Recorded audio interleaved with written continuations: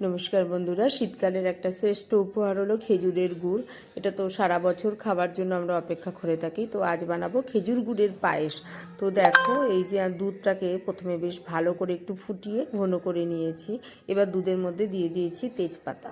খুব সুন্দর ভালো মানের গোবিন্দভোগ চালকে আমি বেশ ভালোভাবে ধুয়ে নিয়েছি।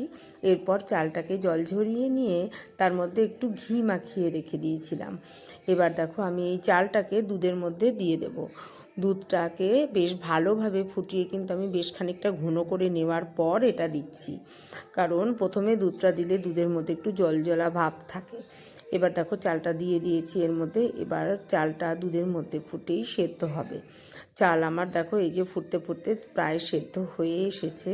এবার আমি দিয়ে দিলাম খেজুরের গুড়। বেশ ভালোভাবে গুড়টা দিয়ে নাড়াচাড়া দিয়ে নিলাম। লালচে ভাব এসে গেছে গুড়ের মধ্যে খেজুরের গুড় দেওয়ার পর। এরপর দেখো, আস্তে আস্তে আমি এটাকে ফুটিয়ে ফুটিয়ে ঘন করে নিলাম। ঘন করলে আস্তে আস্তে দুধটা মরে আসবে বেশ কিছুটা, তবে একদম শুকনো হয়ে যাওয়ার না যেন হয়ে যায়।